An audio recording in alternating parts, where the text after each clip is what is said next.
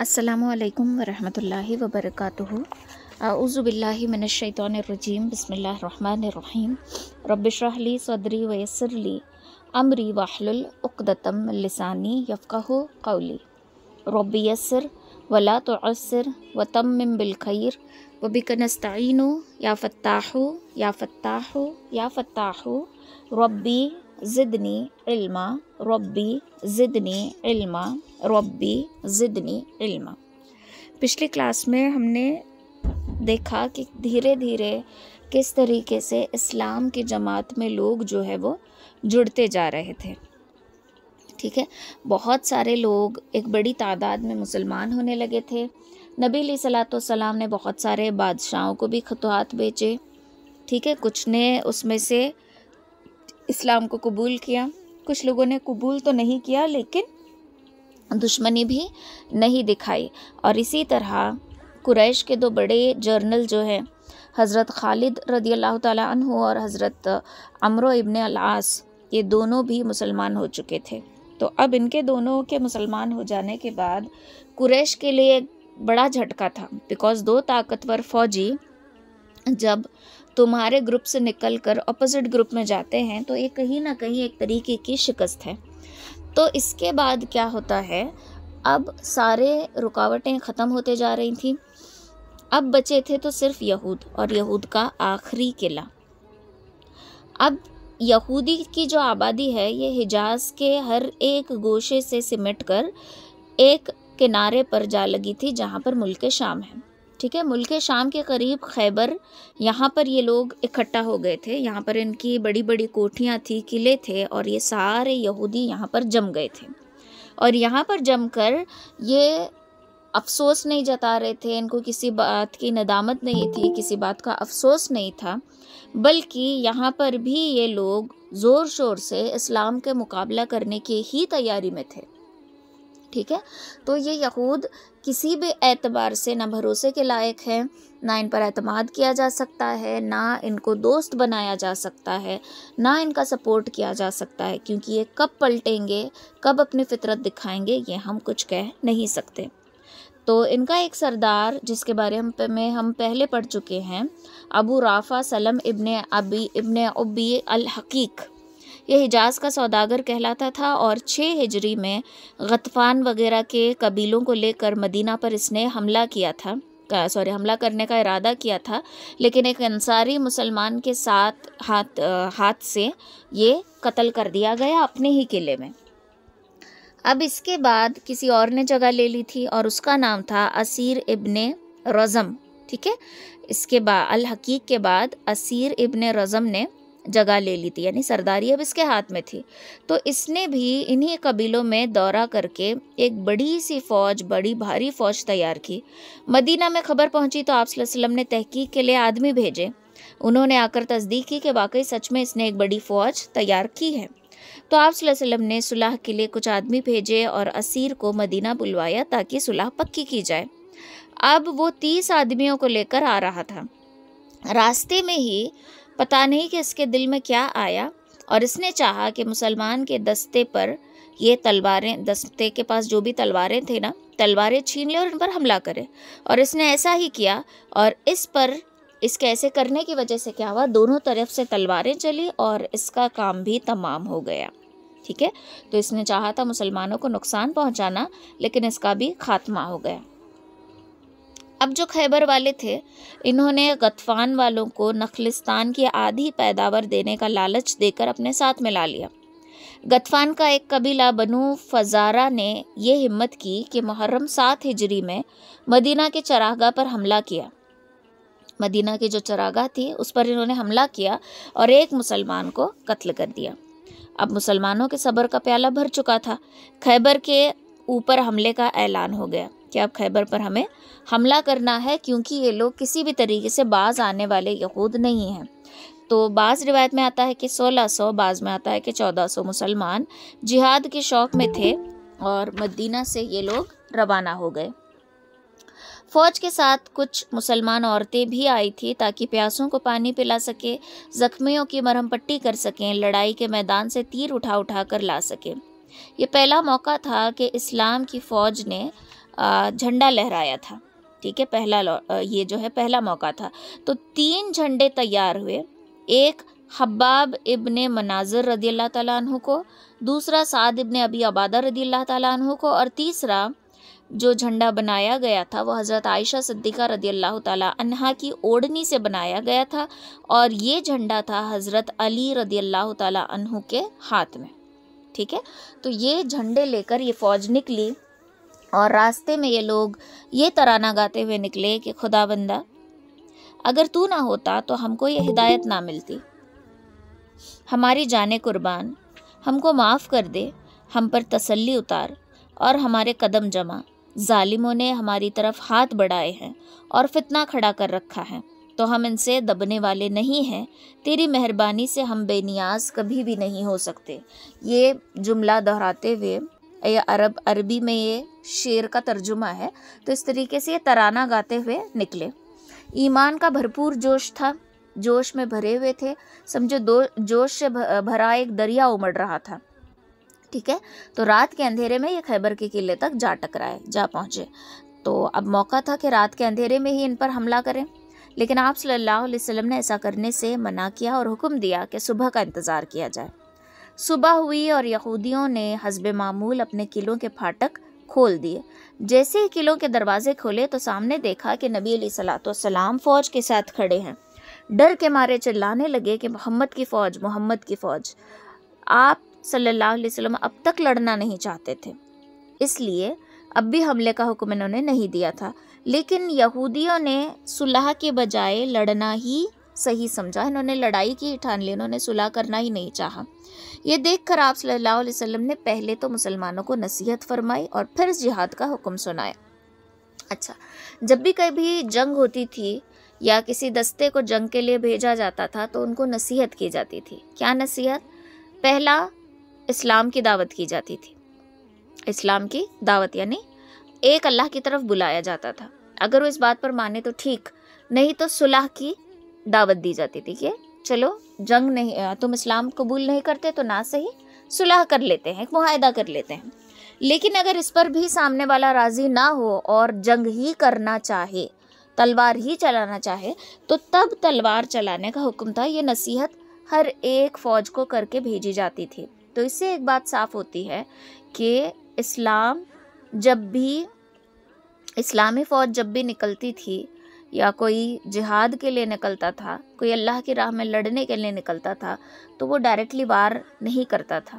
3 شرطیں: اسلام کی دعوت دینا، صلح کی دعوت دینا، اور تب بھی دشمن راضی نہ ہو اور وہ لڑنا ہی چاہے تو تب لڑائی کرنا۔ اگر وہ لڑائی نہیں چاہتا تو 2 شرطیں اس کے پاس، یا تو وہ صلح کر لے یا اسلام قبول کر لے، یا پھر جنگ کے لیے وہ تیار ہو جائے۔ تو اس طریقے سے آپ صلی اللہ علیہ وسلم نے نصیحت فرمائی اور پھر جہاد کا حکم سنایا۔ مسلمانوں نے پہلے نعام نامی قلعے پر حملہ کیا۔ محمود ابن مسلمہ رضی اللہ تعالیٰ عنہ ایک بہادر مسلمان اس دستے کے آفیسر تھے۔ وہ بہت اچھی طریقے سے لڑے، لیکن گرمی کے دن تھے اور گرمی کی وجہ سے تھوڑا سا یہ نڈھال ہو گئے اور قلعے کی ایک دیوار کے سائے میں بیٹھ گئے۔ یہودی سردار کنانا چھپکے سے دیوار کے اوپر چڑھ گیا اور وہاں سے ایک چکی کا پارٹ جو ہوتا ہے نا، چکی کے 2 جو حصے ہوتے ہیں، اوپر سے اس نے چکی کا ایک پارٹ ان کے سر پہ گرا دیا، اور اس کے صدمے سے وہ وہیں، مطلب جیسے سمجھو چکی کا جو پارٹ ہوتا ہے کتنا بھاری ہوتا ہے، اوپر سے اگر وہ سر پہ پھینکا جائے تو انسان کی کیا حالت ہو سکتی ہے ہم تصور کر سکتے ہیں۔ تو جیسے ان کے سر پہ گرا وہ وہیں پر شہید ہو گئے۔ لیکن اس قلعے کے دروازے مسلمانوں نے اب کھول لیے تھے۔ نیکسٹ تھا قاموس کا قلعہ۔ اس پر مرحب نام کا ایک مشہور یہودی بہادر مقرر تھا۔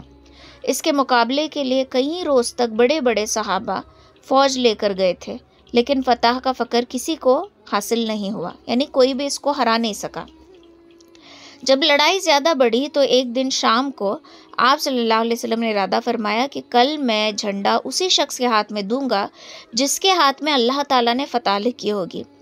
آپ صلی اللہ علیہ وسلم جو اللہ اور اس کے رسول کو چاہتا ہے اور اللہ اور اس کے رسول اس کو چاہتے ہیں، تو آپ صلی اللہ علیہ وسلم نے یہ بات کہی۔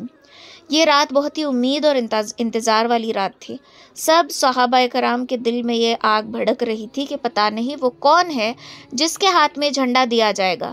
پتہ نہیں وہ کون ہے جو اللہ اور اس کے رسول کو چاہتا ہے اور اللہ اور اس کے رسول اسے چاہتے ہیں۔ تو سب اسی تڑپ میں رات گزارتے رہے۔ صبح ہوئی تو کانوں میں آواز آئی کہ علی کہاں ہے؟ اب حضرت علی کی آنکھوں میں درد تھا تو ان کو بلایا گیا۔ آپ صلی اللہ علیہ وسلم نے ان کے آنکھوں میں اپنے منہ سے لعاب لگایا اور دعا فرمائی اور خیبر کی فتح کا جھنڈا ان کے ہاتھ میں دے دیا۔ اب حضرت علی پوچھتے ہیں کہ کیا یہود کو لڑ کر مسلمان بنانا ہے؟ آپ نے فرمایا نہیں، نرمی کے ساتھ ان کے سامنے اسلام پیش کرو۔ اگر ایک آدمی بھی تمہاری ہدایت سے مسلمان ہو جائے تو یہ سرخ اونٹوں کی دولت سے بہتر ہے۔ سرخ اونٹ یعنی کہ بہت قیمتی اونٹ ہوتا ہے، اس سے بھی کہیں زیادہ بہتر ہے ایک شخص بھی اگر مسلمان ہو جائے تو۔ اب مرحب جو ہے قلعے سے اپنی بہادری کے گیت گاتے ہوئے نکلا کہ خیبر جانتا ہے کہ میں مرحب ہوں، اسلحہ میں ڈوبا ہوا تجربے کار بہادر ہوں۔ مرحب کی یہ بات سن کر حضرت علی نے جواب میں کہا، میں وہ شیر ہوں جس کا میری ماں نے شیر نام رکھا ہے، اور میں جنگل کی شیر کی طرح ہی خوفناک ہوں۔ یوں کہتے ہوئے حضرت علی رضی اللہ تعالیٰ عنہ نے تلوار زور سے ماری اور اس طریقے سے ماری کہ سر کو کاٹتے ہوئے دانتوں تک تلوار جو ہے وہ اتر آئی۔ مرحب وہیں آن دا اسپاٹ مر گیا اور قلعے کا پھاٹک مسلمانوں کے ہاتھوں میں تھا۔ اب لڑائی ہوئی اور 15 مسلمان شہید ہوئے۔ یہودیوں نے اب ڈر کر صلح کر لی اور صلح کی شرط یہ ٹھہرائی گئی کہ زمین مسلمانوں کے قبضے میں چھوڑ دی جائے، زمین ہمارے قبضے میں چھوڑ دی جائے، یعنی کہ یہودیوں کے قبضے میں چھوڑ دی جائے، پیداوار کا آدھا حصہ ہم مسلمانوں کو دے دیا کریں گے۔ اور یہودیوں کی یہ درخواست منظور ہو گئی۔ یہ گویا زمینداری کا پہلا سبق تھا جو یہودیوں نے مسلمانوں سے سیکھا تھا۔ آپ صلی اللہ علیہ وسلم کو اب ان پہ ترس آیا اور ترس کھا کر ان کی اس ریکویسٹ کو انہوں نے قبول کیا۔ خیبر کی آدھی پیداوار کی جو بھی زمینوں کی ملکیت تھی وہ خیبر میں لڑنے والے مسلمانوں کو دی گئی اور آدھی اسلامی خزانے کی ملکیت میں قرار پائی۔ اسی میں سے آپ صلی اللہ علیہ وسلم کا بھی 5واں حصہ تھا، جس کی آمدنی سے آپ اپنے گھر کی ضروریات کو پورا کرتے تھے اور باقی سارا کچھ اسلام کی مصلحتوں میں لگا دیا کرتے۔ اسلام کے لیے جو بھی کام آتا تھا اس میں یہ ساری اماؤنٹ لگا دیا کرتے تھے۔ دیکھو یہ بھی ایک قسم کی سنت ہے۔ اگر آپ کوئی بھی کام دین کے لیے شروع کرتے ہو، اپنی ذاتی کمائی کے لیے نہیں، کوئی بھی کام، مثلا سمجھو آپ عربی پڑھا رہے ہو، اکثر عورتیں گھر میں عربی پڑھاتی ہیں، تو یا پھر آپ کوئی بھی ایسی کلاس لے رہے ہو یا کچھ بھی کر رہے ہو جو اللہ کے لیے ریلیٹڈ ہے اور آپ اس کی اجرت لیتے ہو یا تنخواہ لیتے ہو یا پھر آپ اس کی فیس لیتے ہو، تو اس کا کچھ حصہ نا اسلام کے راہ میں لگا دیا کریں۔ یہ ایک سنت ہو جائے گی، اوکے؟ جیسے کہ اگزامپل، جب ہم کلاسز لیتے ہیں، فیس لیتے ہیں، تو اس کا ایک حصہ اگر اللہ کی راہ میں لگا دیں، مسجد کے لیے لگا دیں، کوئی ضرورت مند ہے ان کو عطا کر دیں، تو یہ ساری چیزیں کیا ہو جائیں گی؟ اسلام کے ہی کام آ جائیں گی۔ تو یہ چیز کرنا کیا ہے؟ سنت ہے، اس کا دھیان رکھیں، ٹھیک ہے؟ اگر آپ ایک اسکول میں ٹیچر بھی ہو، آپ کی سیلری سمجھو 10,000 آ رہی ہے، تو اس میں کہ کم از کم 500 روپے تو صحیح اللہ کی راہ میں نکال دیا کریں، کم از کم۔ بہت بڑی اماؤنٹ یا نہیں ہوگی 10,000 کے سامنے، کم از کم اتنی تو اللہ کی راہ میں، اگر اتنے بھی نہیں ہو سکتے تو اس سے کم صحیح، لیکن کسی کی مدد کرنے کے لیے نکال دیں اور یہ سوچیں کہ میں اللہ کے لیے کر رہی ہوں، ٹھیک ہے؟ بہرحال سال میں جتنی بھی کھیتی ہوتی تھی اور اس کو کٹوایا جاتا تھا، تو جب کٹوانے کا وقت آتا تھا تو آپ صلی اللہ علیہ وسلم عبداللہ ابن رواحہ صحابی کو خیبر بھیج دیتے تھے۔ وہ جا کر ساری پیداوار کے ڈھیر کو 2 برابر حصوں میں بانٹ دیتے اور یہود سے کہتے تھے کہ ان میں سے جو چاہے تم لے لو۔ یہود کی آنکھوں کے لیے یہ عدل اور انصاف کا نظارہ جو ہے بالکل نیا تھا، کیونکہ انہوں نے کبھی عدل اور انصاف سے کام کیا ہی نہیں تھا۔ سود لینا، رشوت لینا اور کسی کو ڈومینیٹ کرنا، قرض کے تلے کسی کو دبا دینا، ناانصافی کرنا، یہ انہی کا عمل تھا۔ لیکن یہ جو عدل اور انصاف انہوں نے دیکھا، یہ کچھ نیا تھا اور جوش میں آ کر ان لوگوں نے کہہ دیا کہ زمین اور آسمان میں اگر عدل قائم ہے تو مسلمانوں کی وجہ سے۔ یہ ہمارے لیے رشک کرنے کی بھی بات ہے، یہ ہمارے لیے افسوس کرنے کی بھی بات ہے کہ ایک یہود کہہ رہا ہے کہ عدل اور انصاف مسلمان کی وجہ سے ہے، لیکن ذرا سوچنا چاہیے کہ واقعی ہم عدل اور انصاف سے جیتے ہیں؟ نہ ہمارے گھروں میں عدل اور انصاف ہے، نہ ہمارے معاشرے میں عدل اور انصاف باقی ہے، نہ ہمارے اولاد کے درمیان عدل اور انصاف ہم کرتے ہیں۔ گھروں میں مطلب ایک ساس ہے جس کی 4-5 بہویں ہیں، پانچوں میں وہ عدل اور انصاف نہیں کر پاتی، کوئی ایک اس کی لاڈلی ہوتی ہے، کسی ایک کو نیچا دکھا رہی ہوتی ہے۔ 5-6 نندے ہیں، ایک بھابھی ہے، وہ پانچوں میں عدل اور انصاف نہیں کر پاتی۔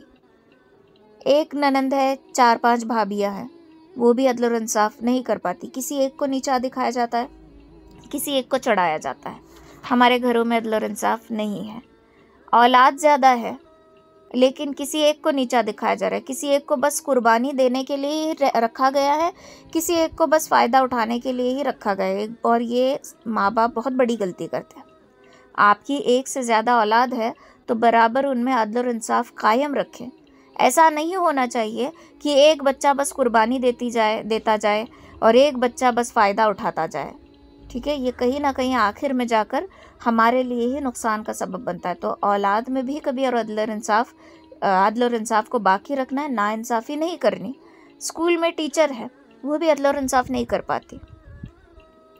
کبھی کبھار ایسا بھی ہوتا ہے کہ اسکولس میں کچھ NGOs کے بھی بچے پڑھتے ہیں، کچھ یتیم بچے بھی ہوتے ہیں، کچھ نامی گرامی لوگوں کے بچے کو بھی ایڈمیشن مل جاتی ہے۔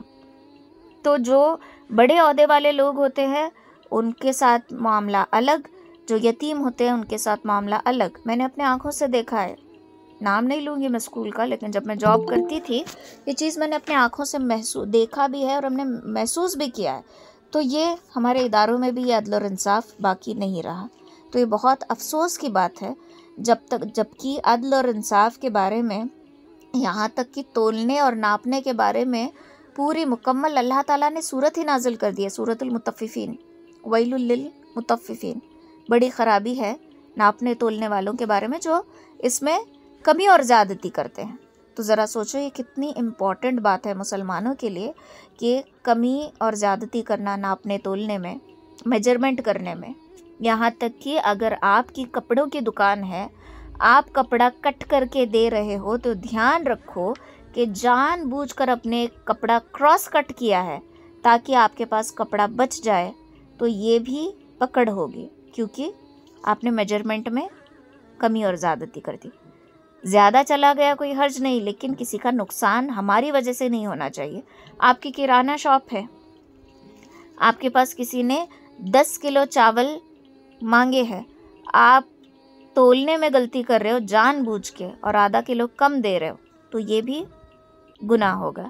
آپ راشن بیچتے ہو، جان بوجھ کر اس میں کنکر ملا رہے ہو تاکہ وزن میں ایڈجسٹمنٹ ہو جائے تو اس کی بھی پکڑ ہوگی۔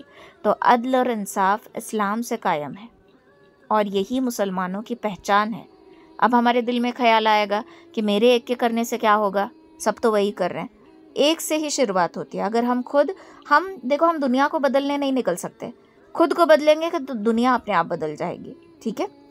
تو اس طریقے سے مسلمانوں کی عدل اور انصافی دیکھ کر یہود بھی حیرت میں تھے اور تعجب کرنے لگے اور کہنے لگے کہ یہ اس زمین پر اگر عدل قائم ہے تو مسلمانوں کی وجہ سے۔ فتح کے بعد چند روز تک خیبر میں آپ صلی اللہ علیہ وسلم ٹھہرے رہے اور یہودیوں کے ساتھ پورا انصاف کا معاملہ کیا، ان کے ساتھ اچھائی کا سلوک کیا، ان کو امن امان میں رکھا، مگر پھر بھی یہودیوں کی جو فطرت ہے وہ بدل نہیں سکتی۔ دیکھو انسان کی عادت بدل سکتی ہے، فطرت کبھی نہیں بدل سکتی، ٹھیک ہے؟ کسی کے اندر کوئی بری عادت ہے تو امید ہے کہ کبھی نہ کبھی وہ عادت چھوٹ جائے گی، لیکن کسی کی فطرت ہی برائی ہے تو پھر اس کی فطرت کبھی نہیں بدل سکتی، وہ اپنی اصل پر ہمیشہ آئے گا۔ جیسے کہ انسان اپنی اصل کی طرف لوٹتا ہے، ویسے ہی جس کے اندر جو فطرت ہوتی ہے وہ وہی رنگ دکھاتا ہے۔ تو اسی طریقے سے یہودیوں کی فطرت نہیں بدلی تھی۔ ایک یہودی عورت نے آپ صلی اللہ علیہ وسلم کے اور ساتھیوں کی دعوت کی اور کھانے پہ بلایا، بہت اصرار کیا اور اس نے کھانے میں زہر ملا دیا۔ نبی علیہ الصلوۃ والسلام نے جیسے ہی اپنے منہ میں ایک نوالا رکھا تو ان کو محسوس ہو گیا اور سب کو کھانے سے روک دیا، کہا کہ کھانا مت کھانا، اس میں زہر ملایا گیا ہے۔ لیکن تب تک ایک صحابی جو ہے وہ کھا چکے تھے، مطلب ان کے اچھی طریقے سے چبا کر وہ نوالا نگل چکے تھے۔ اب جب تک انہوں نے کہا وہ کھا چکے تھے اور اس عورت کو بلایا اور اس سے جب انکوائری کی تو اس نے اپنے جرم کو قبول کر لیا اور کہا کہ ہاں میں نے زہر ملایا تھا۔ لیکن اس پر بھی آپ صلی اللہ علیہ وسلم نے اس کو معاف کر دیا تھا، چھوڑ دیا تھا. لیکن اتنے میں وہ صحابی جنہوں نے وہ جو نوالا کھا لیا تھا نا، ان کے اوپر دھیرے دھیرے زہر کا اثر ہونے لگا اور وہ وفات پا گئے. زہر کا توڑ نہیں مل سکا اور اس وجہ سے انتقام کے لیے اس عورت کو بھی قتل کر دیا گیا، وہ عورت بھی ماری گئی. خیبر کے پاس ایک ترائی تھی جس کو وادی القارہ کہتے ہیں. اس میں تیمہ اور فدق وغیرہ یہودیوں کے چند گاؤں تھے. مسلمان ادھر بھی بڑھے. وہاں کے یہود نے خیبر کی شرط پر صلح کر لی اور اس واقعے پر یہود کی لڑائی کا خاتمہ ہو گیا. ان کے تمام قلعے، خیبر فتح ہو گیا. ان کے تمام قلعے اب مسلمانوں کے ہاتھوں میں تھے اور اب ان کے ساتھ لڑائیاں بھی ختم ہو گئی اور اب یہودیوں کے پاس ہارنے کے لیے کچھ بھی باقی نہیں تھا اور یہودی یہاں پر نرم پڑ گئے. لیکن یاد رکھنا، خاتمہ نہیں ہوا. ٹھیک ہے، تو جیسے ان کی فطرت نہیں بدلتی، آج بھی ان کی فطرت نہیں بدلی ہے. ان کے خون میں ہی غداری ہے. ان کے خون میں ہی غداری ہے. ان کے اندر دھوکہ بھرا پڑا ہے اور یہ کبھی کسی کے سگے نہیں ہو سکتے. اگر ہم ان یہودیوں کو یوسف علیہ السلام کے دور سے اگر غور کریں گے تو یوسف علیہ السلام کے دور سے ہی ان کے اندر غداری ہے. یوسف علیہ السلام کے بڑے بھائی یہودا سے یہ جو نسل ہے آباد ہوئی یہودیوں کی، اس نے یوسف علیہ السلام کو دھوکہ دیا. پھر اس کے بعد معافی تلافی کی، یعقوب علیہ السلام نے معاف کیا، سب کچھ ہو گیا. اب سب مل کر رہنے لگے. اب سب ہونے کے بعد یعقوب علیہ السلام کے بھی دنیا سے پردہ فرمانے کے بعد، یوسف علیہ السلام کے بھی دنیا سے چلے جانے کے بعد پھر انہوں نے اپنا اصل رنگ دکھایا. پھر بنی اسرائیل کی قوم آئی، پھر انہوں نے اپنا اصل رنگ دکھایا. اس کے لیے شیطان یہی کہتا ہے کہ یہ میری فیوریٹ قوم تھی، کیونکہ یہ ایک بار مان لیتے تھے اور پھر اپنے اصل پر آتے تھے. تو بنی اسرائیل کی جو قوم تھی یہ شیطان کی فیوریٹ قوم تھی. اب اس کے بعد 7 ہجری آئی اور وعدے کے مطابق 1 سال گزر گیا تھا اور اگلے سال مسلمانوں نے عمرہ کرنا تھا جو پچھلے سال وہ نہیں کر پائے تھے. تو اس سے پہلے آتا ہے کہ 6 ہجری میں، بعض روایت میں آتا ہے کہ 8 ہجری میں سورۃ النصر نازل ہوئی. اس کو سورۃ التودی بھی کہا جاتا ہے، الوداع والی سورت. اوکے، یہ ایک آخری سورت ہے جو مکمل نازل ہوئی. سورہ فاتحہ پہلی سورت جو مکمل نازل ہوئی. پہلی وہی سورہ علق کی 5 آیتیں، پوری سورت نہیں نازل ہوئی. مکمل کمپلیٹ سورت جو پہلے نازل ہوئی سورہ فاتحہ ہے. کمپلیٹ سورت جو سب سے آخر نازل ہوئی سورہ نصر ہے. ٹھیک ہے، تو اس سورت میں اس کو سورۃ التودی بھی کہا جاتا ہے کیونکہ اس میں الوداع والی آیتیں ہیں. یعنی اللہ تعالیٰ اس میں کہہ رہا ہے کہ اذا جاء، جب آ جائے، نصر اللہ، اللہ کی مدد، والفتح، اور کامیابی. تو اس آیت میں کہا جا رہا ہے کہ جب اللہ کی مدد آ جائے اور کامیابی آ جائے، وَرَأَيْتَ النَّاسَ، اور جب تم دیکھو لوگوں کو، يَدْخُلُونَ، داخل ہوتے ہوئے، فی دین اللہ، اللہ کے دین میں. جب تم لوگوں کو دیکھو اللہ کے دین میں داخل ہوتے ہوئے، افواجا، افواج فوج کی جمع، فوج یعنی کہ ایک ہی جماعت، ایک ہی گروپ. افواج بہت سارے گروپ، فوج در فوج. جب تم دیکھو لوگوں کو اللہ کے دین میں داخل ہوتے ہوئے تو تم کیا کرو، فسبح بحمدک، تو تم تسبیح پڑھو اور حمد بیان کرو، اپنے رب کی تعریف کرو. ٹھیک ہے، تو تم اللہ تعالیٰ کی تسبیح بیان کرو، اللہ تعالیٰ سے واستغفروا، اور تم اللہ تعالیٰ سے استغفار کرو، اللہ تعالیٰ سے بخشش طلب کرو، اللہ تعالیٰ سے معافی مانگو. ٹھیک ہے، اور بے شک تمہارا رب جو ہے وہ معاف کرنے والا ہے. یہ کس کو کہا جا رہا ہے؟ نبی علیہ الصلوۃ والسلام کو، کہ تم اللہ تعالیٰ سے توبہ کرو، استغفار کرو، کیونکہ وہ توبہ کو قبول کرنے والا ہے. تو یہ صورت کے نازل ہوتے ہوئے ہی صحابہ کرام خوش ہو گئے کہ اب اللہ تعالیٰ کی طرف سے کامیابی آئے گی اور اللہ تعالیٰ فتح دے گا اور بہت بڑی جماعت اسلام میں داخل ہوگی. لیکن حضرت عباس رضی اللہ تعالیٰ عنہ، حضرت ابوبکر رضی اللہ تعالیٰ عنہ رونے لگے اور ان کا رونا دیکھ کر صحابہ کرام پریشان ہوئے اور کہنے لگے کہ آپ کیوں روتے ہیں؟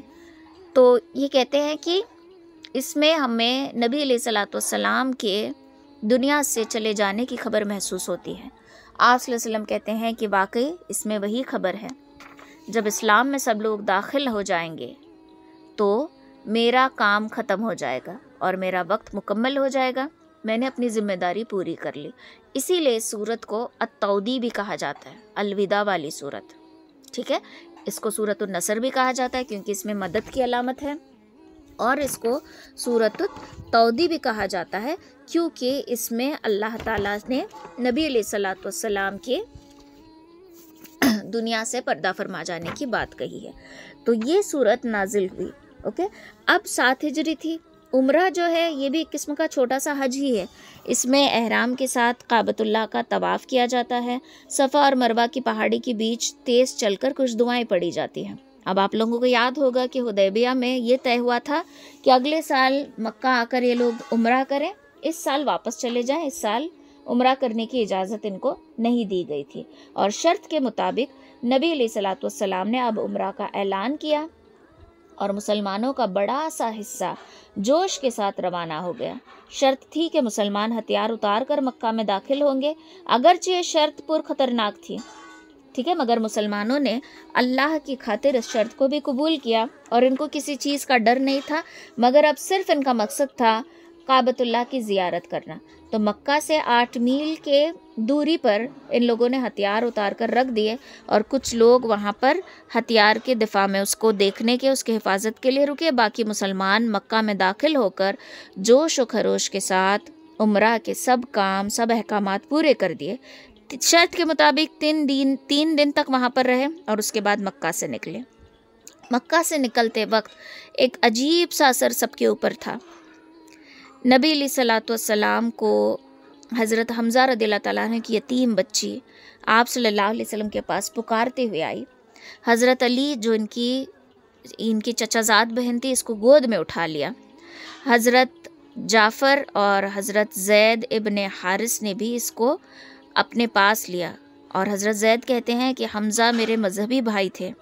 کیا یہ ناز اور محبت کی لڑائی اسی کے لیے نہیں ہو رہی تھی کہ اسلام کا پہلا جھنڈا اس زمین پر گاڑ دیا جائے؟ اسلام نے اب لوگوں کے دل کو نرم کر دیا تھا، لوگوں کے دلوں کو بدل کر رکھ دیا تھا. ٹھیک ہے، تو اب اسلام آنے سے پہلے کیا تھا کہ جیسے ہی لڑکی پیدا ہوتی تھی اس کو زندہ گاڑ دیتے تھے. جیسے ہی لڑکی پیدا ہوتی اس کو پالتے اور کچھ عمر اس کو رکھتے، یعنی کہ سمجھو 2 سال 3 سال تک اس کو پالتے اور پھر زندہ گاڑتے، اور سمجھتے تھے کہ یہ بہت زیادہ اچھا ہے اتنی بڑی کر کے اس کو گاڑنا. تو یہ ساری چیزیں بدل چکی تھی، اور سب کچھ بدل چکا تھا. ساری باتیں اب صحابہ کرام کو یاد آ رہی تھی جیسے جیسے وہ آگے بڑھتے جا رہے تھے. ان کا بچپن سے جوانی تک مکہ میں گزرنا، مکہ کی گلیوں میں گھومنا، بچے بچپن سے اس عمر تک آنا، سب کچھ فلیش بیک ہو رہا تھا سب کچھ. ٹھیک ہے، اب یوں کرتے کرتے وقت گزرا. 8 ہجری آ گئی. اب مسلمانوں نے عمرہ تو کر لیا. 8 ہجری جو آ گئی، اب اس میں اسلام کے اندر جو بھی دشمن تھے، اسلام کے ملک عرب کے اندر عرب تھے جو کافر تھے، اور پھر یہود تھے اور مشرکین تھے، ان تمام کا سامنا انہوں نے کر لیا تھا. لیکن اب یہیں پر ختم نہیں ہوا، اب آگے دشمن اور بھی بڑھے، اور یہ دشمن تھے عیسائی رومیہ، ان کی طاقت. اور انہوں نے اب اسلام کے لیے دشمنی مول لی تھی، اور انہوں نے ان کے پاس جو ایک سفیر گیا تھا، جو قاصد گیا تھا اسلام کی دعوت لے کر، ان لوگوں نے کیا کیا، اس کو قتل کر دیا. جب اس کا قتل ہوا تو آپ صلی اللہ علیہ وسلم نے شہید کا بدلہ لینے کے لیے 3000 کی فوج مدینہ سے روانہ کی. حضرت جعفر، عبداللہ ابن رواحہ اور حضرت زید ابن حارث رضی اللہ تعالیٰ عنہم اس کے خاص طور میں اس میں بھیجے گئے، اور آپ صلی اللہ علیہ وسلم نے فوج کی سرداری حضرت زید کو دے دی، اور ساتھ ہی فرمایا کہ اگر زید شہید ہو جائیں تو جعفر جو ہے فوج کی ذمہ داری لینا، اور اگر یہ بھی شہید ہو جائیں تو زید ابن رواحہ فوج کے افسر ہوں گے. ٹھیک ہے، یہ کہہ کر انہوں نے فوج رواں کر دی. حوران کا بادشاہ جب اس کو یہ خبر لگ چکی تھی تو اس نے 1 لاکھ کی قریب فوج تیار کی. خود روم کے قیصر نے بے شمار فوجیوں کے ساتھ یہاں پر خیمہ ڈال دیا، یعنی کہ اپنے ٹینٹس لگائے. آپ صلی اللہ علیہ وسلم نے مسلمانوں کو تاکید کی تھی کہ لڑائی سے پہلے دشمنوں کو، پھر وہی شرطیں، صلح کا، پہلے تو اسلام کی دعوت دینا، صلح کا موقع دینا، اگر یہ نہ کرے تو تب جنگ کے لیے آگے بڑھنا. اب مسلمان 3000 کی فوج لے کر کھڑے ہیں اور لاکھوں کا دلدل سامنے ہے. اب صرف تصور کرتے جاؤ کہ سامنے لاکھوں کی فوج کھڑی ہے اور مسلمانوں کی تعداد بہت زیادہ ہے۔ اب مسلمان اللہ کی راہ میں نکلے تھے، اپنے جان ہتھیلی پر لے کر نکلے تھے، وہ شہادت کی شوق میں تھے، ان کو موت کا کوئی ڈر نہیں تھا۔ عبداللہ ابن رواحہ نے کہا کہ ہم تعداد کی کمی اور بیشی اس پر بھروسہ نہیں رکھتے، ہم مذہب کی طاقت پہ لڑتے ہیں اور ہم بھروسہ رکھتے ہیں اللہ پر۔ اس پر 3000 کے چھوٹے گروہ نے 1,00,000 کی فوج پر حملہ کر دیا۔ حضرت زید برچیاں کھا کر شہید ہو گئے۔ ان کی جگہ حضرت جعفر رضی اللہ تعالیٰ عنہ نے آگے بڑھ کر اسلام کا جھنڈا ہاتھ میں لے لیا۔ اسی طرح بہادری سے لڑتے رہے کہ ایک ہاتھ ان کا کاٹ دیا، ایک ہاتھ شہید ہو گیا، دوسرے ہاتھ میں جھنڈے کو پکڑ لیا اور پھر لڑتے رہے، دوسرا ہاتھ بھی شہید ہو گیا، سینے سے چمٹا لیا اس جھنڈے کو۔ آخر تلواروں اور برچیوں کے 90 زخم کھانے کے بعد دم نکل گیا، گر گئے اور شہید ہو گئے۔ ان کے بعد جیسے کہ نبی علیہ الصلوۃ والسلام نے کہا تھا، عبداللہ ابن رواحہ نے جھنڈا ہاتھ میں لے لیا اور وہ بھی بالآخر شہید ہو گئے۔ اب حضرت خالد آگے بڑھے اور مسلمانوں کی کمان اپنے ہاتھ میں لے لی اور اس بہادری سے لڑے کہ دشمن کو اگرچہ ہرا نہیں سکے لیکن مسلمانوں کو ان کی زد سے نکال کر وہاں سے نکل گئے۔ تو یہ ایک نئے دشمن تھے جو اسلام کے لیے پیدا ہو چکے تھے۔ یوں ایک سال الگ الگ جنگوں میں گزرا، پھر اس کے بعد آیا اگلا سال 8 ہجری۔ ابراہیم علیہ السلام نے جو دین لائے تھے، اس دین میں پہلا فرض یہ تھا کہ ابراہیم علیہ السلام کی بنائی ہوئی دنیا کی سب سے پہلی مسجد، سب سے پہلا جو مقام تھا، جو جگہ تھی جہاں پر بیت اللہ بنایا گیا تھا، جو دین کا مرکز تھا، وہ بتوں کی گندگیوں سے بھر گیا تھا۔ اب اس کو ختم کرنا تھا، اس میں سے بتوں کو نکالنا تھا، بتوں کا خاتمہ کرنا تھا اور ان تمام بتوں کو اس میں سے توڑ کر نکالنا، یہ مسلمانوں کا مقصد تھا۔ اب مکہ پر قبضہ کرے بغیر یہ چیز وہ نہیں کر سکتے تھے، اور کافروں کے ساتھ لڑنا، جنگ کرنا، یہ کرنے کے بعد ہی وہ کعبۃ اللہ میں سے جو بت تھے 360 ان کو نکال کر پھینک سکتے تھے۔ لیکن یہاں پر ڈیل کیا ہوئی تھی کہ 10 سال تک نہ وہ لڑیں گے نہ ہم لڑیں گے۔ تو اس کے ساتھ ساتھ کیا ہوتا ہے کہ اللہ تعالیٰ کا کرنا ایسا ہوتا ہے کہ اللہ تعالیٰ خود ہی حالات پیدا کر دیتا ہے۔ حدیبیہ کا جو صلح ہوئی تھی اس کے سبب مسلمان اب مکہ پر حملہ نہیں کر سکتے تھے، مگر اللہ تعالیٰ کی قدرت کا یہ موقع آ گیا کہ خود ہی مکہ والوں نے مصلحت پیدا کر دی۔ حدیبیہ کی صلح کے روز سے کچھ قبیلوں نے مکہ والوں کا ساتھ دیا تھا اور کچھ مسلمانوں کا ساتھ دیا تھا، ہے نا، جو شرط تھی کہ جو ان کے حلیف بننا چاہے وہ بن سکتے ہیں اور جو قریش کے حلیف بننا چاہے بن سکتے ہیں۔ تو اس کے حساب سے کچھ نے مکہ کا ساتھ دیا تھا، کچھ نے مسلمانوں کا۔ اس میں سے خزا کا قبیلہ مسلمانوں کے ساتھ تھا اور ان کے دشمن بنو بکر قریش سے ملے ہوئے تھے۔ آپ کو یاد ہے جب سیرت ہم شروع کر رہے تھے تو ان کی ایک لڑائی کے بارے میں کہا تھا میں نے کہ جو 40 سال تک یہ لڑائی چلی تھی، تو یہ ایک دوسرے کے دشمن تھے۔ معاہدے کی روح سے قریش کے ساتھیوں میں سے کسی کا مسلمانوں کے ساتھی پر حملہ کرنا، تو سمجھو قریش نے مسلمانوں پر حملہ کیا تو جتنے بھی ان کے ساتھ سپورٹرز تھے وہ سب مل کر قریش پر حملہ کریں گے۔ تو ویسے ہی جب یہاں پر ان خزا اور بنو بکر میں جب یہ چیز ہوئی، خزا اور بنو بکر کے زمانے میں سے جو لڑائی چلی آ رہی تھی، اب ان کے اندر دشمنی باقی تھی، جب تک اسلام سے مقابلہ رہا سب ملے رہے۔ اب جب حدیبیہ کی صلح ہو گئی تھی تو بنو بکر سمجھے کہ اب دشمن سے بدلہ لینے کا وقت آ گیا ہے، تو انہوں نے کیا کیا، خزا پر حملہ کر دیا۔ قریش کے بہت سارے بہادر رات میں جو ہے صورتیں بدل کر، یعنی چہرے بدل کر، مطلب سمجھو نقاب لگا کر یا کپڑے تبدیل کر کے، تو بدل کر خزا پر تلواریں چلائی۔ خزا نے حرم میں پناہ لی مگر وہاں بھی جا کر ان کو پناہ نہیں مل سکی۔ شرط کے مطابق مسلمانوں پر ان کی مدد کرنا فرض تھا۔ خزا کے 40 جو تیر چلانے والے فوجی تھے وہ فریاد لے کر مدینہ گئے۔ آپ صلی اللہ علیہ وسلم نے پورا واقعہ سنا تو ان کو بہت افسوس ہوا، تو آپ نے قریش کے پاس قاصد بھیجا اور 3 شرطیں پیش کی، جن میں سے انہوں نے ایک شرط منظور کر لی۔ پہلی شرط تھی خزا کے جو لوگ مارے گئے ہیں ان کے خون کا بدلہ روپیے سے ادا کیا جائے، جان کے بدلے جان نہیں ہوگی بلکہ تم اس کی قیمت ادا کرو گے۔ اگر نہیں تو بنو بکر کی حمایت سے وہ الگ ہو جائیں اور ہم ان کے ساتھ جنگ کریں گے۔ اگر اس پر بھی راضی نہیں ہو تو حدیبیہ کی جو شرطیں ہوئی ہیں اس کو ختم کر دو، اس کو توڑنے کا اعلان کر دیا جائے۔ قریش کے سردار نے قریش کی طرف سے تیسری بات کو منظور کر لیا، یعنی حدیبیہ کا معاہدہ اب باقی نہیں رہا، اس کو توڑ دیا۔ لیکن جیسے ہی مسلمانوں کا قاصد واپس چلا گیا تو قریش نے اس پر بہت پچھتایا، قریش کو پچھتاوا ہوا، افسوس ہوا۔ اب ابو سفیان جو ہے سفیر بن کر مدینہ چلا گیا اور جا کر کہا کہ میں حدیبیہ کا معاملہ پھر سے تازہ کرنا چاہتا ہوں، میں یہ توڑنا نہیں چاہتا۔ تو آپ صلی اللہ علیہ وسلم کے پاس یہ گیا، لیکن آپ صلی اللہ علیہ وسلم سے ملاقات نہیں ہو سکی۔ پھر یہ گیا حضرت ابو بکر کے پاس، حضرت ابو بکر نے انکار کیا۔ پھر یہ آیا حضرت عمر کے پاس، انہوں نے کہا کہ مجھ سے کچھ نہیں ہوگا، یہاں سے چلے جاؤ۔ پھر یہ گیا حضرت علی کے پاس، انہوں نے فرمایا کہ رسول اللہ صلی اللہ علیہ وسلم نے جو طے کر دیا ہے اس میں ہم کوئی خلل نہیں ڈالتے اور ان کے مشورے کے بغیر ہم کچھ نہیں کرتے، بہتر یہ ہے کہ تم مسجد میں جا کر اعلان کر دو کہ حدیبیہ کی صلح کو پھر سے بحال کرتا ہوں۔ اس نے یہی کیا۔ ابو سفیان جا کر لوگوں سے یہ واقعہ بیان کیا، سب نے کہا کہ نہ یہ صلح ہے اور نہ ہم اس اطمینان سے بیٹھیں گے اور نہ ہم چپ رہیں گے۔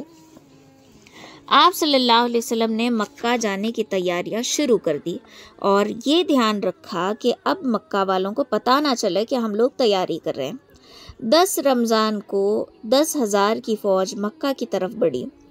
مکہ سے ایک منزل ادھر اتر کر رات کو پڑاؤ ڈالا۔ قریش کو خبر نہ تھی۔ ابو سفیان اور قریش کے 2 سردار پتہ لگانے کو جب نکلے تو کچھ دور دیکھا کہ بہت بڑی فوج کھڑی ہے۔ آپ صلی اللہ علیہ وسلم کے چچا حضرت عباس رضی اللہ تعالیٰ عنہ جو مکہ میں رہتے تھے، انہوں نے پہلے ہی نکل کر آپ صلی اللہ علیہ وسلم کی خدمت میں وہاں جا پہنچے۔ اب یہ کیا کرتے ہیں، مکہ والوں کی حالت پر ان کو رحم آتا ہے، تو مکہ والوں سے یہ سوچتے ہیں کہ مکہ والے ہی خدا کر یہاں پر امن مانگ لے تو بہتر ہوگا۔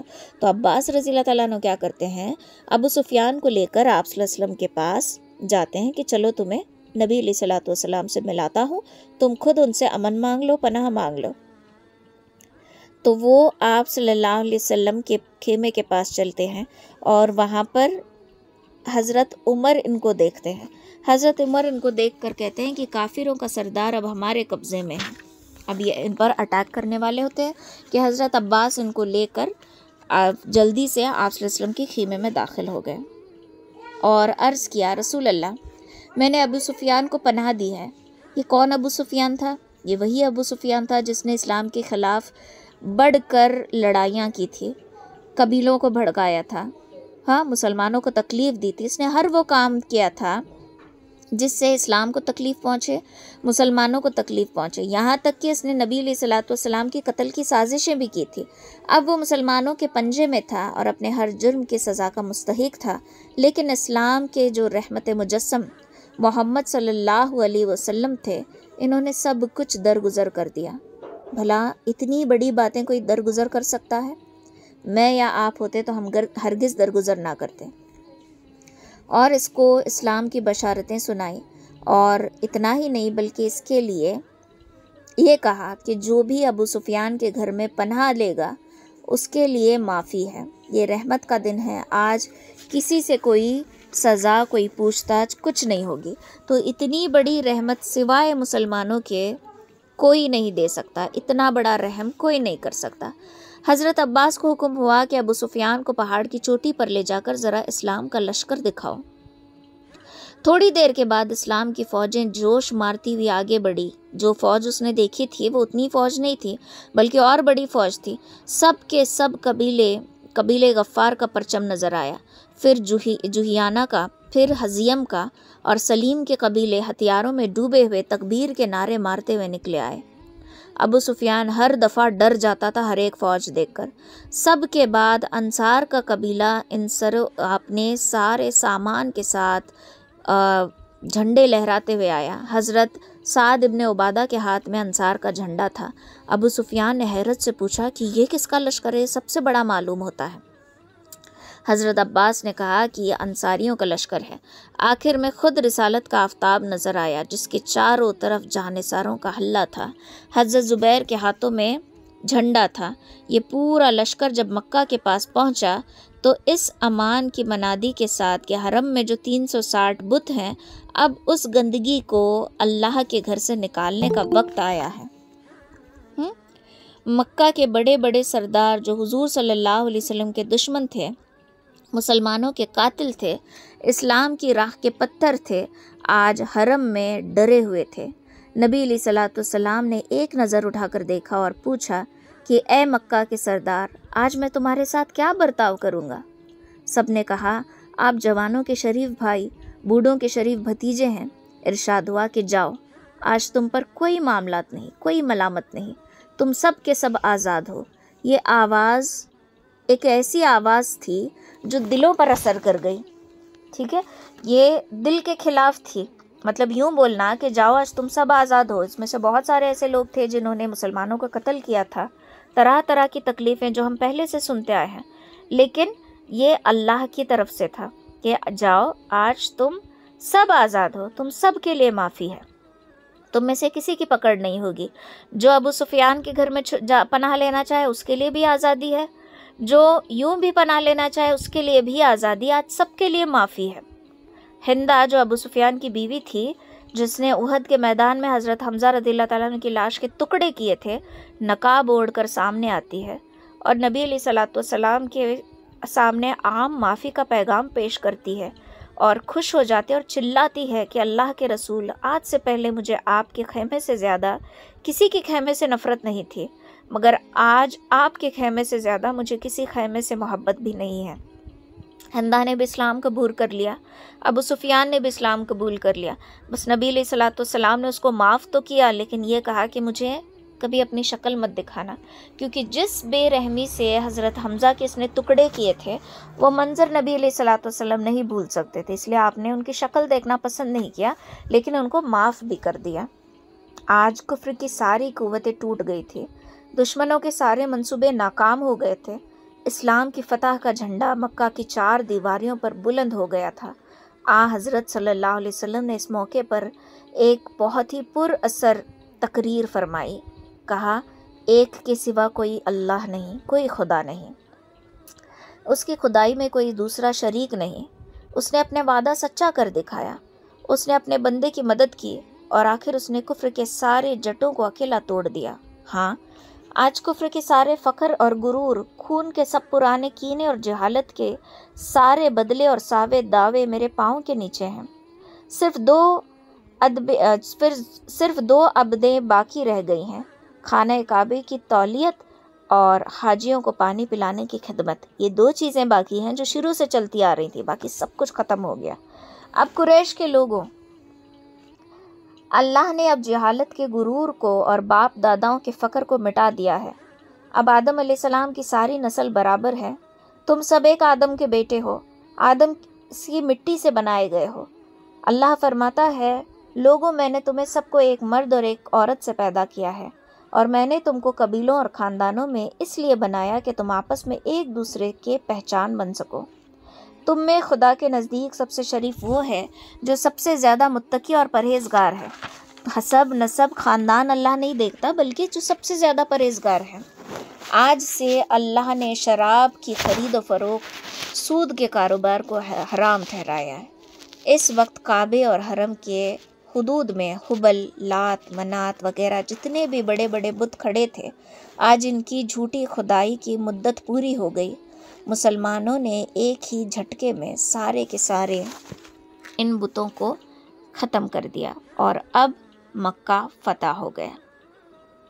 اتنی مدت، اتنی تکلیفیں سہنے کے بعد، اتنی قربانیاں دینے کے بعد، اتنے مسلمان شہید ہو گئے۔ اللہ کی مدد یاد ہے، جو مایوس ہو کر یہ لوگ پلٹے تھے حج عمرہ کیے بغیر، حدیبیہ کی شرطیں، مسلمانوں کے دل مایوس ہو گئے تھے۔ حضرت عمر حالات کو ایکسیپٹ نہیں کر پا رہے تھے، لیکن اللہ تعالیٰ نے فتح کا وعدہ کیا تھا، اور فتح کس طریقے سے ہوئی؟ دشمن نے خود غلطی کی، خود ہی شرط کو قبول کیا، خود ہی صلح کا جو معاہدہ تھا اس کو توڑ دیا، اور اب کوئی جنگ نہیں ہوئی، لیکن یہ بے بس تھے, کچھ بھی نہیں کر سکتے تھے. اتنی بڑی تعداد میں مسلمان مکہ میں انٹر ہو گئے. اب یہاں پر مسلمان چاہتے تو چن چن کر بدلہ لے سکتے تھے, یہ ان کا حق تھا. لیکن اسلام ہمیں رحم دلی سکھاتا ہے. اسلام اخلاق کے بلند مرتبے پر مسلمانوں کو فائز کیا گیا ہے. نبی علیہ الصلوۃ والسلام کو اخلاق عظیمہ دیا گیا ہے, اور یہ اخلاق ہمیں سکھاتا ہے درگزر کرنا, معاف کرنا, ٹھیک ہے, پہلے سے زیادہ اچھے تعلقات قائم کرنا. کسی پر ظلم کرنا, کسی پر زیادتی کرنا اسلام نہیں سکھاتا. ایک چیز ہم نے یہ بھی دیکھی کہ اسلام تلوار کے زور پہ نہیں پھیلاتا. کسی کو زور زبردستی مسلمان بنانا اسلام نہیں سکھاتا. جو تصور آج ہمارا بنایا گیا ہے, جو چیزیں میڈیا ہمیں دکھاتی ہے, جو چیزیں ٹی وی پر دکھائی جاتی ہیں, جو چیزیں فلم انڈسٹری ہمیں دکھاتی ہے, جو چیزیں ٹی وی سیریلز میں دکھائی جاتی ہیں, جو چیزیں دنیا کے لوگ کہتے ہیں, وہ سارے جھوٹ ہیں. اسلام زور زبردستی سے نہیں پھیلایا گیا. کسی کے گردن پہ تلوار رکھ کے اس کو زبردستی کلمہ پڑھنے کے لیے نہیں کہا گیا, بلکہ اسلام دلوں پر اثر کرنے والا چیز ہے, دلوں پر اثر کرنے والا مذہب ہے. اسلام نے خود دل میں جگہ بنائی اور لوگ اخلاق سے متاثر ہو کر مسلمان ہو گئے. تو اس سے ایک سبق ہمیں کیا ملتا ہے؟ پہلی چیز تو ہمیں یہ سیکھنے کو ملی کہ اللہ کے ہر فیصلے پر راضی رہنا, کیونکہ اللہ تعالیٰ ان دروازوں کو کھولتا ہے جن کو ہم نہیں جانتے, ٹھیک ہے. دوسری چیز درگزر کا معاملہ رکھنا, معاف کرنے والے بننا, ٹھیک ہے, رحم کرنے والے بننا, اپنے اخلاق کو سنوارنا. دیکھو کوئی متاثر ہوتا ہے ہمیں دیکھ کر, تو ہمارے اخلاق دیکھ کر, اور وہ یہ سوچتا ہے کہ مسلمان ایسا ہے تو اسلام کتنا اچھا ہوگا. لیکن افسوس, بہت افسوس کے ساتھ کہنا پڑ رہا ہے کہ ہم نے اپنے اخلاق پر محنت کرنا چھوڑ دیا ہے. ہم ویسے مسلمان بننے کی فکر ہی نہیں کرتے جیسے مسلمان ہمیں بننا چاہیے. ہم بہت پیچھے ہیں. ایک وہ وقت تھا جب مسلمانوں کے اخلاق دیکھ کر لوگ مسلمان ہوتے تھے, اسلام سے محبت کرتے تھے. آج یہ وقت ہے کہ مسلمانوں کو جاہل کہا جاتا ہے, مسلمانوں کو ان ایجوکیٹڈ کہا جاتا ہے, مسلمانوں کو بے سلیقہ کہا جاتا ہے, مسلمانوں کو ادب والی زندگی ان کے پاس نہیں ہے, اس نظر سے دیکھا جاتا ہے. کیونکہ ہم نے اپنے ہاتھوں سے یہ موقع دیے ہیں لوگوں کو کہنے کے. اگر ہم نے اپنی زندگی گزاری ہوتی, اپنے زندگی میں سلیقہ لایا ہوتا, با ادب زندگی ہم گزار رہے ہوتے, اپنے معاشرے میں اپنے سلیقے کو ہم نے سنوارا ہوتا, تو آج ہمارے اخلاق دیکھ کر بھی لوگ متاثر ہو کر مسلمان ہو رہے ہوتے. لیکن ہم اس میں بہت پیچھے رہ گئے. اسی لیے اللہ کہتا ہے کہ تم کو میں نے بہترین امت میں سے نکالا ہے. اگر تم اپنا کام اپنی ذمہ داری سے نہیں کرو گے تو یہ کام ہم غیروں کو سونپ دیں گے. اور ایسا ہی ہوتے آ رہا ہے کہ مسلمان اپنا کام نہیں کر رہے, تو جو لوگ جن کو پیدائش اسلام نہیں ملا, جو بعد میں اسلام قبول کرتے ہیں, انہی کے ہاتھوں دوسرے لوگ اسلام پر آ رہے ہیں. لیکن مسلمان اس کام میں بہت زیادہ پیچھے ہیں, کیونکہ ہم نے اپنے اخلاق کو نہیں سنوارا. آج جو بھی ہماری کلاس سنتا ہے یا سن رہا ہے یوٹیوب کے ذریعے, واٹس ایپ کے ذریعے, جو بھی یہ سن رہا ہے, تو آج ہم سب مل کے سب سے ایک ریکویسٹ یہ کرتے ہیں کہ جو بھی دینی ادارے ہم نے شروع کیے ہیں, جو بھی مکتب چلتے ہیں, جو بھی مدرسے چلتے ہیں, اس میں مین بنیاد اخلاق کی رکھی جائے تو زیادہ بہتر ہوگا. مین بنیاد یہ بنائی جائے کہ اچھا مسلمان کیسا ہوتا ہے, واقعی حقیقت میں ہمیں مسلمان کس طریقے سے بننا ہے, اس چیز پر اگر زور ڈالا جائے تو یہ امت کے لیے بہت فائدے مند ہوگا. ہر وہ اسکول جو اسلامی تصور لے کر کھلی ہے, جو دینیات ایک سبجیکٹ اپنے اسکول میں رکھتی ہے, ہر اس اسکول میں سوائے اس کے کہ بڑی بڑی صورتیں اور بڑی بڑی حدیثیں حفظ کیے جائیں, پہلا سٹیپ ہمارا بچوں کے اخلاق کو سنوارنے پر, بچوں کے اندر جھوٹ بولنے کو روکنے پر, بچوں کے اندر دیانت داری کو ڈالنے پر اگر زور دیا جائے تو یہ ہماری سب سے بڑی کامیابی ہوگی. یہ چیز ہم نہیں کرتے. دیکھو صرف صورتیں حفظ کرنا, حدیثیں حفظ کرنا, دعائیں حفظ کرنا یہ اچھے مسلمان کی پہچان نہیں ہے. اچھے مسلمان کی پہچان بنتی ہے اچھے انسان بننے سے, اور اچھا انسان تب بنتا ہے جب اس کے اندر اخلاق اچھے ہوں. تو ہر ایک اسکول سے دل سے یہ ریکویسٹ میں بھی کرتی ہوں کہ آپ لوگ اخلاق پر زور ڈالیں. ٹھیک ہے, اخلاق پر زور کیسے ڈالیں؟ صرف ان کو یہ مت سمجھائیں کہ یہ سنت ہے, یہ چیزیں نہیں. اگر بچہ ایگزام میں کاپی کر رہا ہے تو اس کو یہ سمجھاؤ کہ دیکھو بیٹا آج تم 2 مارکس کے لیے کاپی کر رہے ہو، 2 مارکس کے لیے تم غداری کر رہے ہو، چھوٹے سے امتحان کے لیے. کل تم زندگی کا امتحان دو گے تو کیا گارنٹی کہ تم اس میں بے ایمانی نہیں کرو گے. یہ سمجھاؤ بچوں کو. ہم اسکول سٹارٹ کرتے ہیں، اسکول کو پرمیشن نہیں ملتی، دوسرے اسکول سے ہم مرج کرتے ہیں. بچوں کو باقاعدہ بتایا جاتا ہے کہ اگر کوئی پوچھے کہ واٹ از یور اسکولس نیم تو اپنی اسکول کا نام مت بتانا، دوسری اسکول کا نام بتانا، سلام مت کرنا، گڈ مارننگ کہنا. تو جب ہم بچوں کو بتا رہے ہیں کہ علیکم بالصدق، ہمیشہ سچ بات کرو، ہم یہ رٹا رہے ہیں ان کو، لیکن پریکٹیکل کیا کر کے دکھا رہے ہیں کہ دیکھو سلام مت کرنا، وہ اسکول میں جائیں تو گڈ مارننگ کرنا جب دوسرے انسپیکشن کے لیے آئے. پریکٹیکلی ہم ان کو جھوٹ بولنا سکھا رہے ہیں اینڈ اورلی ہم ان کو حدیث سکھا رہے ہیں. یہ چیز غلط ہے. اس طریقے سے ہم بچوں کے اخلاق کو نہیں بنا سکتے. تو جو بھی گھروں میں مکتب پڑھاتی ہیں، جو بھی آن لائن پڑھاتی ہے، بچوں کے اخلاق کو سنوارنے کی کوشش کریں، بیکاز اخلاق سے ہی ہماری پہچان ہے، ادب اور سلیقے سے ہماری پہچان ہے. اگر ہم اس میں پیچھے رہ گئے تو پھر بڑی بڑی چیزیں یاد کرنا کوئی فائدہ نہیں. یہ تو صرف ایسا ہو جائے گا کہ یہ چیزیں ہماری زبان پہ ہے، دل میں اسلام نہیں اترا. تو اسلام کی جو فتح ہوئی ہے، اسلام نے جو لوگوں کا دل جیتا ہے، وہ اخلاق کی زور پہ، تلوار کی زور پہ نہیں. اور یہ اب ہمارے لیے خوشخبری تھی کہ مکہ فتح ہو گیا، اب مسلمان مکہ میں آ گئے تھے. اب یہاں سے الگ الگ مرحلے شروع ہو جاتے ہیں. انشاءاللہ نیکسٹ کلاس میں سیکھیں گے. تھوڑی سی سیرت رہ گئی ہے، انشاءاللہ رمضان میں ہی مکمل ہو جائے گی. ٹھیک ہے. سبحان اللہ و بحمدہ، سبحانک اللہم